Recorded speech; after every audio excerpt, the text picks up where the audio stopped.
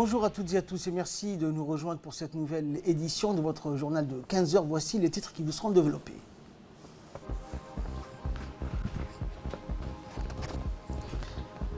Le président de la République a présidé aujourd'hui la 20e séance du Conseil des ministres au palais présidentiel.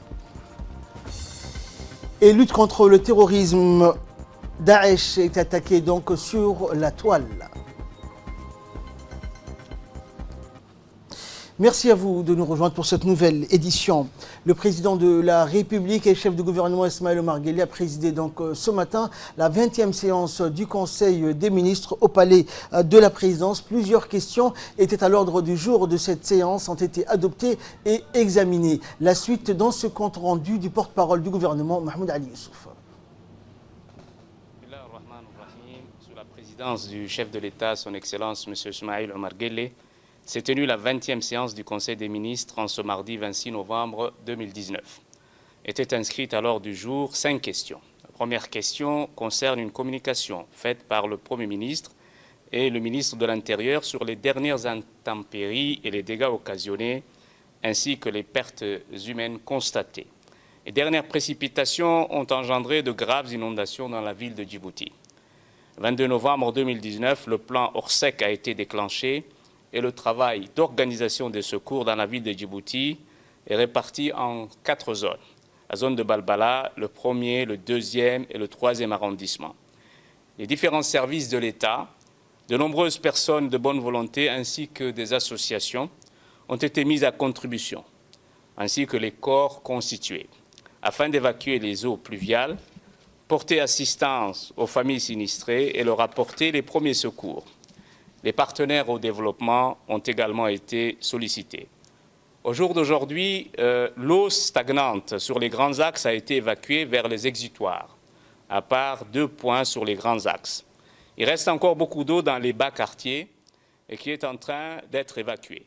Malheureusement, ces pluies diluviennes ont provoqué le décès de 10 de nos concitoyens. Inna lillahi wa inna ilayhi raji'un.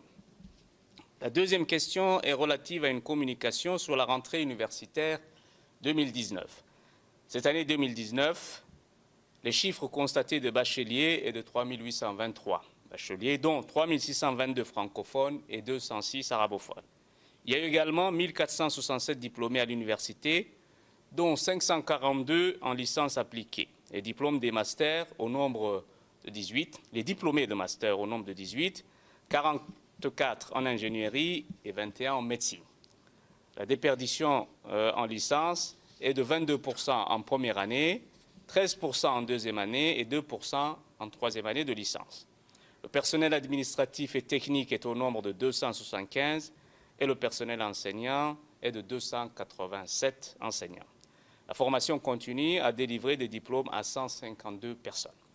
Enfin, les effectifs globaux de l'université sont de 10 122 étudiants.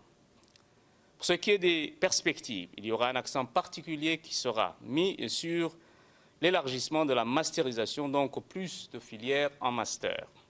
Par ailleurs, il y aura le renforcement des langues, un travail approfondi sur l'insertion professionnelle à travers les activités de l'Observatoire et les incubateurs de PME-PMI. Poursuivant son compte rendu, le porte-parole du gouvernement est également revenu sur les différentes questions qui ont été débattues durant ce conseil qui portait notamment sur un projet de loi portant approbation des comptes financiers de l'ONEAD pour l'exercice 2017.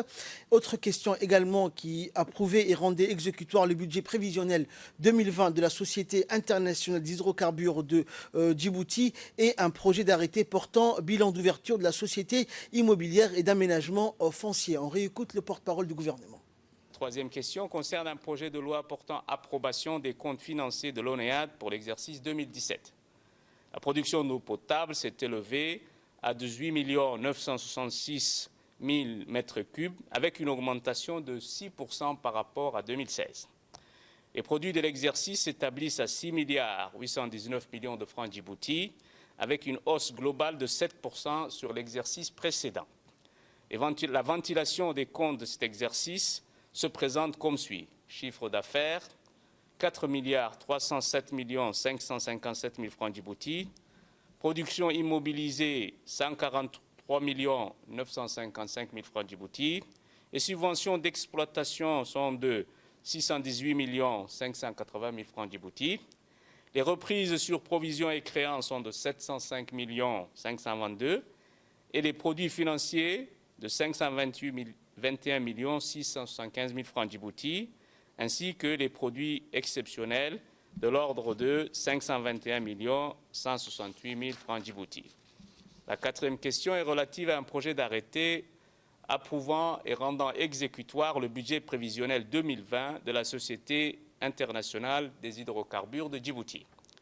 Le chiffre d'affaires prévisionnel de la SIDH s'établit à 35 380 509 162 francs Djibouti, en diminution de 3 697 30 829 francs Djibouti par rapport au budget 2019, soit 9,5% de diminution. Cette baisse résulte d'un réajustement des cours mondiaux du pétrole avec un prix du baril qui reste stable à hauteur de 73 $ en novembre 2019. Les recettes proviendront essentiellement de la vente des produits pétroliers. Quant aux charges prévisionnelles, elles totaliseront 34 720 275 080 francs Djibouti et seront constituées principalement des coûts de revient des produits pétroliers. L'exercice 2020 affichera un bénéfice net après impôt de 660 234 082 francs Djibouti. La cinquième question concerne un projet d'arrêté portant bilan d'ouverture de la société immobilière et d'aménagement foncier.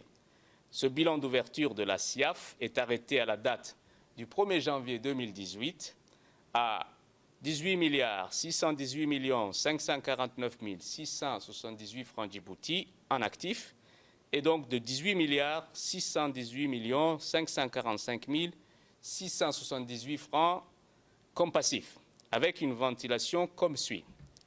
Fonds de dotation capitaux propres, 1 958 620 456 francs Djibouti. Les provisions pour risque, 271 361 613 francs Djibouti. Les dettes et autres engagements, 16 267 418 820 francs Djibouti. Enfin, les comptes de régularisation de 121 144 789 francs Djibouti. Dans le reste de l'actualité, une délégation somalienne en visite à Djibouti a été reçue donc aujourd'hui par le président des autorités des ports et des zones franches de Djibouti, Abubakar Omar Hadi. Cette délégation est conduite par le président de la région sud-est de la Somalie, Abdelaziz Hassan Mohamed, et a été composée de membres du gouvernement et de responsables issus de l'administration régionale. Le déplacement du président de la région sud-est de la Somalie à Djibouti a trait à une mission d'études, d'apprentissage, d'assimilation et d'acquisition d'expertise sur la notion de création d'infrastructures portuaires. Le lendemain, donc, s'est tenue une visite guidée des différentes infrastructures portuaires du pays, notamment le terminal à conteneurs du port de Doralé, le Doralé Conteneur Terminal, passant par la zone franche internationale de Djibouti au PK23. La délégation somalienne s'est imprégnée des capacités de ces infrastructures qui font de Djibouti un hub régional de référence dans les échanges du commerce mondial. Une fois la visite terminée, la délégation a eu une dernière réunion, cette fois-ci avec le président de la région du sud-est de la Somalie, Abdelaziz Hassan, et s'est exprimé en remerciant pour l'accueil chaleureux le gouvernement djiboutien. Et depuis son arrivée donc à Djibouti, il a déclaré également qu'il voulait donc à la fois profiter des conseils avisés en matière de construction d'infrastructures portuaires et des expériences en matière d'acquisition d'importants financements étrangers pour la réalisation de grands projets de développement.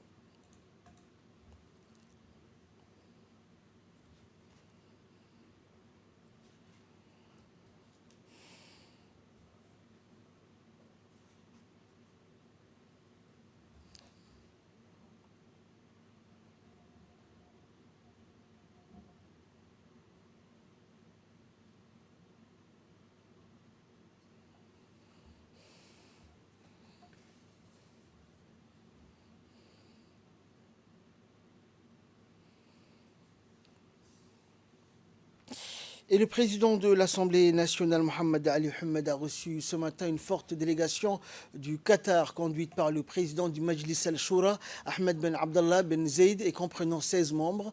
Les discussions entre le président et la délégation qatari a porté sur le renforcement de la coopération entre les deux institutions et notamment entre les deux parlements. Par ailleurs, les discussions ont porté également sur la mise en place d'un groupe d'amitié parlementaire entre Djibouti et le Qatar. Côté Djibouti, le collaborateur du président de l'Assemblée ainsi que le conseiller Adnan ont participé à la rencontre. La délégation parlementaire du Qatar participe aux travaux de l'Union parlementaire africaine qui se déroule à Djibouti avec un statut d'observateur.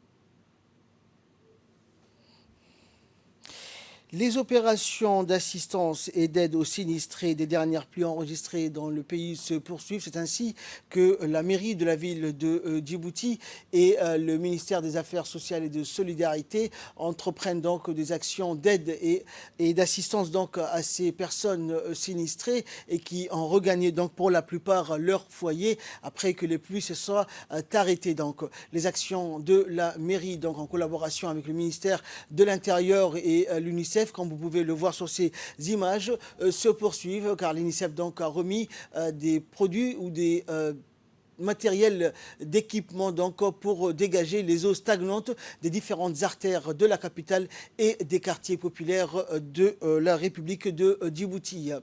Et ces actions sont entreprises en collaboration donc entre la mairie de la ville de Djibouti et le ministère des Affaires sociales et des Solidarités.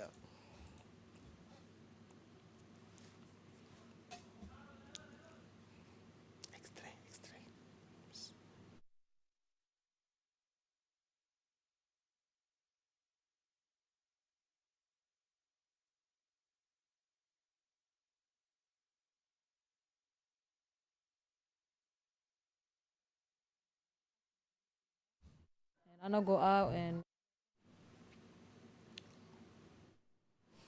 Et de son côté, donc, la ministre du Logement et ministre des Affaires sociales et de Solidarité par intérim, Amina Abdi Aden, s'est réjouie de la réussite de ces opérations et a remercié tous les partenaires. On l'écoute.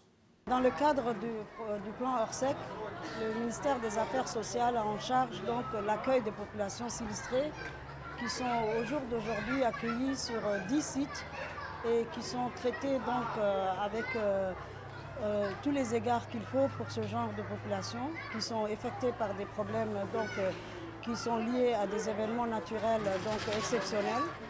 Le rôle du ministère des Affaires sociales, dont j'assure l'intérim, est d'appuyer donc, les gens qui sont mis dans des centres, donc qui sont accueillis soit sur des sites scolaires dans différents coins de la ville, du quartier 1 au quartier 7 sur lequel on est aujourd'hui, pour pouvoir leur apporter toute l'assistance qu'il faut. Et ces communautés, il faut le rappeler, les gens, les familles qui sont accueillies sur ces sites-là sont pris en charge par les communautés, que ce soit donc les représentants de l'UNFD, les parlementaires, les gens des quartiers, donc la solidarité nationale. Donc les familles qui sont sinistrées sont prises en charge aussi par les communautés, que ce soit les voisins, la communauté, donc la solidarité nationale joue vraiment son rôle et cela fait partie de nos traditions. Les communautés qui sont dans les centres, les sites d'accueil, qui sont souvent les structures sanitaires et les structures scolaires, les écoles et le collège de la cité du stade sur lequel aujourd'hui nous sommes, sont prises en charge par les communautés. Nous avons au niveau du ministère des Affaires sociales donc, des travailleurs sociaux qui sont avec nous, qui nous remontent les informations concernant ces populations. Les premiers secours qui ont consisté depuis vendredi matin, qui sont apportés à ces familles, consistent à leur donner de quoi dormir dessus, de quoi se nourrir. Il y a des repas chauds qui sont livrés sur chaque site tous les jours. Il y a donc beaucoup de produits. Nous sommes en train de constituer aussi au fur et à mesure les stocks. C'est une situation exceptionnelle, ça demande des mesures exceptionnelles aussi, une logistique qui est assez lourde. Le ministère est appuyé, mais vraiment d'une manière importante par les forces de l'ordre, à savoir l'armée, la gendarmerie, la police, la garde-côte, toutes les structures, la garde républicaine. Il est l'heure à présent de retrouver l'appel à la prière d'Al-Asr. La suite de notre journal, c'est juste après ça. C'est donc l'appel à la prière d'Al-Asr. Nous retrouvons la suite de notre journal. Les pluies diluviennes qui se sont abattues ces derniers jours dans la capitale et les régions de l'intérieur ont sensiblement affecté la population, détruisant au passage leurs habitations et rendant inaccessibles les principales routes. À cet effet, le plan Orsec, l'organisation de la réponse de sécurité civile, a été déclenché pour venir en aide aux sinistrés. Et c'est ainsi que les forces armées djiboutiennes, accomplissant leur devoir de patriotisme, n'ont épargné aucun effort afin d'assister la population civile dans le besoin. C'est ainsi que depuis jeudi 21 novembre dernier, les forces armées, avec à sa tête le chef d'état-major général des armées, le général de corps d'armée, Zakaria Cheikh Ibrahim, ont mobilisé tous les moyens nécessaires pour évacuer les citoyens à bord des camions de transport de troupes pour les acheminer dans les quartiers respectifs. Ainsi, les FAD ont participé activement à la distribution des vivres et de kits d'hygiène aux victimes des inondations reparties dans les différents centres de développement de la capitale. Et c'est dans la continuité que les FAD ont mené hier une opération de réinsertion des populations déplacées et installées dans le collège de la cité du Stade. Cette opération, supervisée par la maire de la ville de Djibouti, Marou Fatouma Awale, a vu la participation des forces de sécurité et de défense. Après une visite d'inspection dans les quartiers pour s'acquérir du baisse du niveau d'eau, le feu vert a été donné pour déplacer les sinistrés jusqu'à leur domicile. Pour ce faire, plus de 10 camions de transport de troupes ont été réquisitionnés pour le déplacement des victimes des intempéries, le point de départ étant le collège de la cité du Stade.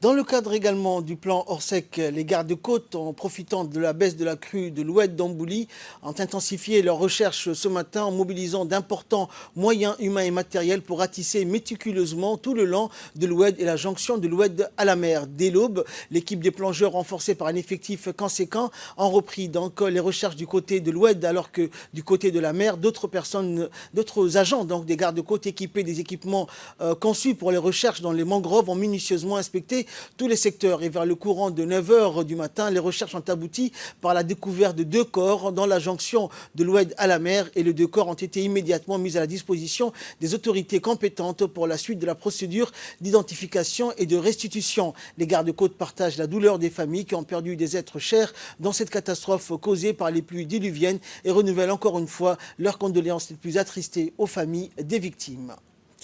Santé à présent, l'INSPD, l'Institut national de santé publique de Djibouti, poursuit ses activités préventives et proactives dans le cadre du plan Orsec afin de lutter contre les risques de maladies à potentiel épidémique tels que le paludisme, la diarrhée ou encore les fièvres d'origine virale. Il s'agit en effet d'une stratégie de prévention mise en œuvre par le département de la santé qui vise à lutter contre la prolifération des moustiques, les mouches et de tous les insectes vecteurs dans la transmission des infections. Ces activités d'épandage permettent d'apporter également des solutions appropriées et efficientes en matière d'hygiène publique et environnementale en vue de réduire les impacts négatifs causés par les inondations qui, s'ils ne sont pas traités, peuvent générer des conséquences néfastes sur la santé de la population. Ainsi, des mesures préventives d'urgence seront menées principalement au niveau des quartiers sinistrés de la commune de Boulaos qui sont fortement touchés par les intempéries pour contribuer à l'atténuation progressive et à l'élimination des facteurs de risque au moyen d'actions complémentaires et combinées. Ces actions concentrent donc la lutte antivectorielle multiforme, la distribution en masse de moustiquaires imprégnés, de veille épidémiologique, mais aussi à travers une vaste campagne de sensibilisation de la population sur les bonnes pratiques éducationnelles et promotionnelles d'hygiène et de santé publique.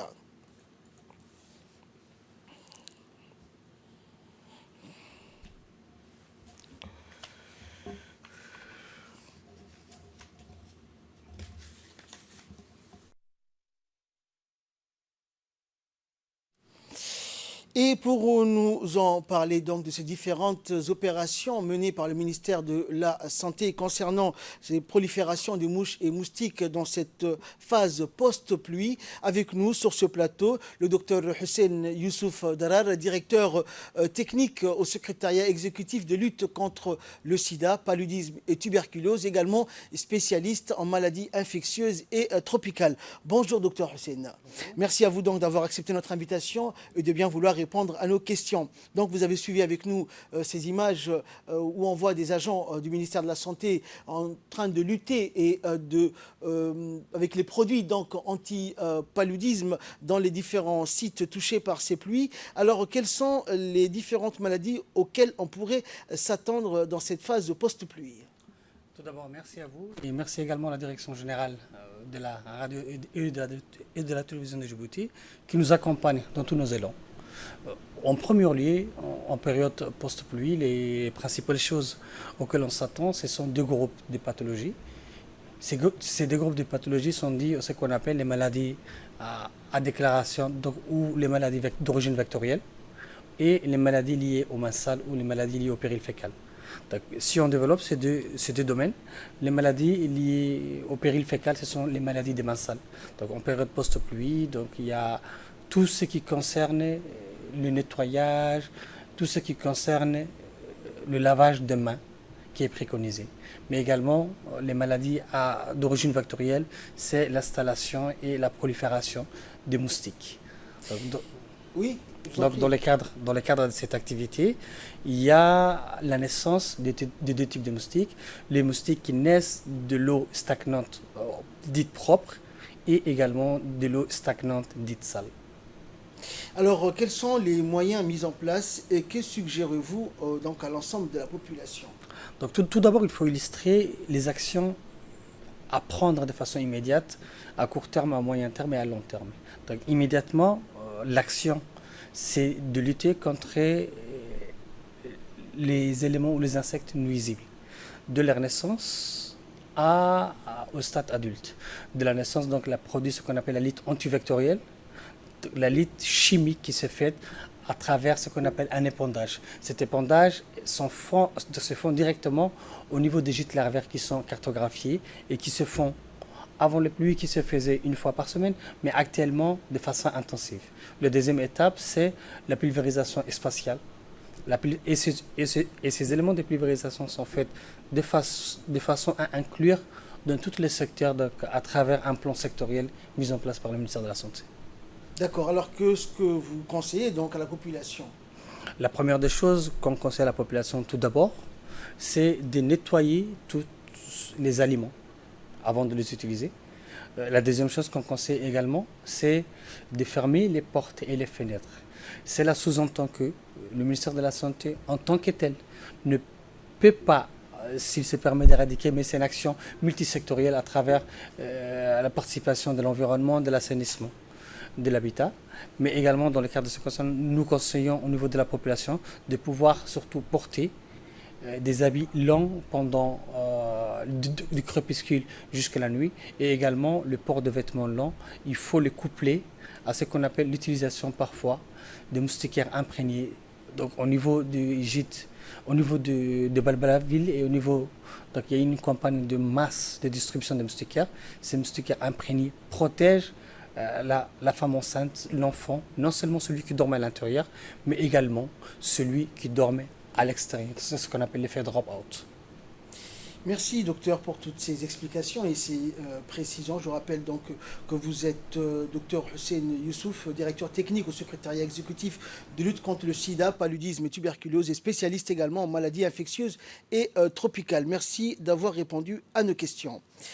Dans le reste de l'actualité, le gouvernement du Japon a décidé donc hier de fournir à la République de Djibouti des biens de première nécessité comme des matelas et couvertures à travers l'agence japonaise de coopération internationale en réponse donc aux dégâts et donc aux dégâts causés par les récentes pluies diluviennes et des inondations. Le Japon a décidé donc de fournir cette aide d'urgence à Djibouti pour répondre à ses besoins humanitaires et vu la demande du gouvernement de la République de Djibouti à la lumière de la perspective humanitaire et des relations d'amitié existantes entre le Japon et la République de Djibouti. Autre communiqué qui nous parvient cette fois-ci de l'ambassade de Djibouti au Caire et qui dit, à la demande de l'État de la Palestine, soutenu par la majorité des pays arabes, une session extraordinaire du Conseil de la Ligue des États arabes au niveau ministériel s'est tenue donc hier au siège de la Ligue arabe au Caire pour examiner l'évolution dangereuse de la position de l'administration américaine concernant la colonisation israélienne illégale des territoires de l'État de la Palestine occupés depuis 1967. Notre pays a été représenté lors de cette session par Mohamed Douhour Helsi, représentant permanent auprès de la Ligue des États arabes, accompagné de ses collaborateurs. Les ministres arabes des Affaires étrangères ont condamné et dénoncé à l'unanimité la position américaine. Djibouti a auparavant dénoncé et refusé la déclaration du ministre américain des Affaires étrangères qui va dans le sens de la légalité des colonies israéliennes sur les terres palestiniennes. Et dans une lettre adressée par notre ministre des Affaires étrangères à son homologue palestinien, notre pays réitère son soutien et appui constant au peuple palestinien et confirme son rejet de toute atteinte à ses droits inaliénables. Suite aux dernières pluies diluviennes qui se sont abattues dernièrement à Djibouti-Ville, une équipe de la radio-télévision de Djibouti s'est rendue aujourd'hui à Langobalei sur les sites du barrage d'amitié de Wea. Une fois arrivés donc sur le site, nous avons pu visiter cette importante infrastructure hydraulique destinée donc à protéger la capitale des crues fréquentes de l'oued d'Ambouli, longue de 270 mètres et haute de 35 mètres. Cet ouvrage hydraulique d'une capacité totale de 14,5 millions de mètres cubes d'eau est destiné à protéger la capitale contre les crues fréquentes de l'oued d'Ambouli. Il s'agit également pour le président de la République, qui est l'initiateur de ce projet, de développer l'agriculture dans cette partie du territoire national. Fort heureusement, nous n'avons rien à craindre car grâce à ce barrage construit sous forme de pyramide et situé à 30 km de la capitale, la ville de Djibouti est protégée de toute crue venant de l'oued d'Ambouli. La construction de ce barrage est une initiative fort louable du chef de l'État qui s'est investi pour la concrétisation de ce barrage qui a aujourd'hui mis la ville à l'abri de toute inondation et grâce aux efforts du président, les crues fréquentes ne sont qu'un lointain souvenir. Et à l'heure actuelle, le barrage retient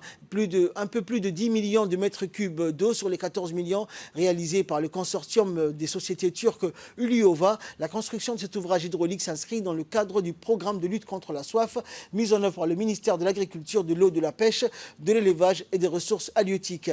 Il résulte de l'accord de coopération signé entre la Turquie et la République de Djibouti en 2014 qui en effet constitue le don le plus important que la Turquie ait accordé à notre pays, d'un coût de 17,5 millions d'euros, soit l'équivalent de 3,5 milliards de nos francs. Les travaux de ce barrage, dit de l'amitié, sont entièrement financés par le gouvernement de la République de Turquie. Il servirait donc, selon les instigateurs de ce projet, à récupérer en amont les énormes quantités d'eau qui se jetaient dans la mer en vue de promouvoir l'agriculture dans cette région.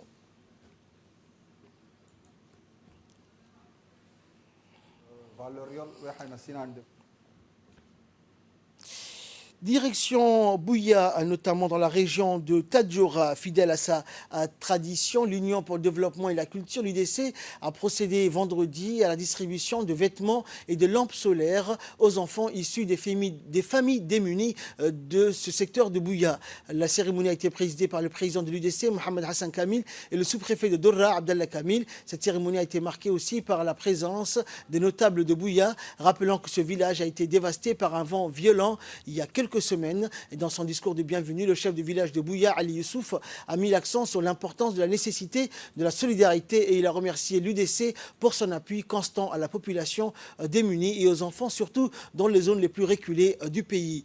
Pour sa part, le président de l'UDC, Mohamed Hassan, après avoir remercié la population de Bouya pour son accueil chaleureux, a résumé les activités de l'organisation qui est au service des couches les plus défavorisées depuis plus de 4 décennies. Quant au sous-préfet de Dorra, Abdallah Kamil, il a remercié l'UDC pour le geste qu'elle fait donc pour soulager les couches les plus défavorisées de la société. En raison des intempéries, le préfet de la région d'Ali Sabieh, Moussa Al-Migane, a eu une réunion hier après-midi avec tous les ONG opérant dans la région, dans la salle de conférence. Cette réunion spéciale de crise avait pour objet donc de prendre ensemble les dispositions nécessaires comme l'assistance et l'aide pour faire face aux dégâts des pluies diluviennes qui ont touché les habitants de la ville, des localités et de la population nomade. En prit part à cette assise le premier adjoint du préfet, Mohamed Ahmed Abbas, et le second adjoint, Khadar Idriss Sougui. Nous restions dans le sud du pays, la région de Dikil a récompensé donc le second lauréat du Grand Prix du chef de l'État, Ismaël Omar Guelleh, pour sa 3e édition. Et c'est une association qui a son siège donc à Dikil qui a reçu ce second prix. Il s'agit donc de l'association pour la solidarité et l'écologie de Dikil, l'ACED, avec à sa tête le président de l'association, Ali Mohamed Ali, et ses membres qui se sont rendus donc hier à la préfecture pour partager ensemble dans la joie et l'allégresse le prix gagné et qui témoigne donc de leur reconnaissance aux autorités locales et à la population de la région de Dikil. Et ces derniers donc ont contribué également à cette réussite. Honorés et donc fiers de ce prix, la préfecture et le préfet donc Aden Dalal Moussa et le président du conseil régional ainsi que les membres ont félicité et remercié les membres de l'association ACED. Et enfin, donc, pour clore l'actualité nationale, toujours à Dikil, dans le cadre des activités du projet de sécurisation et de systèmes pastoraux à Djibouti, l'Union européenne donc est mise en œuvre par l'Organisation des Nations Unies de l'alimentation et de l'agriculture. La FAO donc s'est rendue donc à Dikil mercredi 20 et jeudi 21 novembre dernier. L'objectif de cette mission était de visiter les réalisations de ces deux projets, de discuter avec les bénéficiaires des projets et les autorités locales et de suivre la mise en œuvre des activités de ce REPROVA. La délégation a d'abord effectué une visite à la retenue d'eau de 30 000 mètres cubes de Balambaley dans la région de Dikil pour constater avec satisfaction son remplissage en eau de qualité et l'utilisation de cette eau pour les populations agropastorales des localités avoisinantes et leur cheptel des animaux. La mission s'est ensuite rendue sur le terrain pour visiter les réalisations au niveau du périmètre agropastoral de démonstration d'Abaïtou d'une superficie de 2 hectares gérée par 56 femmes et qui est destinée aux productions maraîchères et fourragères. Et ce poste donc d'Abaïtou, qui est l'un des 10 PATS du pays, est une ferme conçue pour mettre en œuvre le modèle champ-école agro-pastoral. Et de là, nous passons à ce qui fait la une de l'actualité internationale. Une cyberattaque d'ampleur mondiale a été menée contre la propagande en ligne des militants du groupe État islamiste. Des milliers de comptes actifs pour Amaq, l'agence de propagande de Daesh, ont été attaqués par des enquêteurs belges en collaboration avec des experts de l'agence de police européenne Europol. L'opération a conduit à l'identification et à la suppression de 26 000 éléments liés donc à du contenu soutenant l'État islamique. Parmi ces contenus figuraient notamment des vidéos de propagande et des comptes de réseaux sociaux glorifiant ou soutenant le terrorisme et l'extrémisme violent.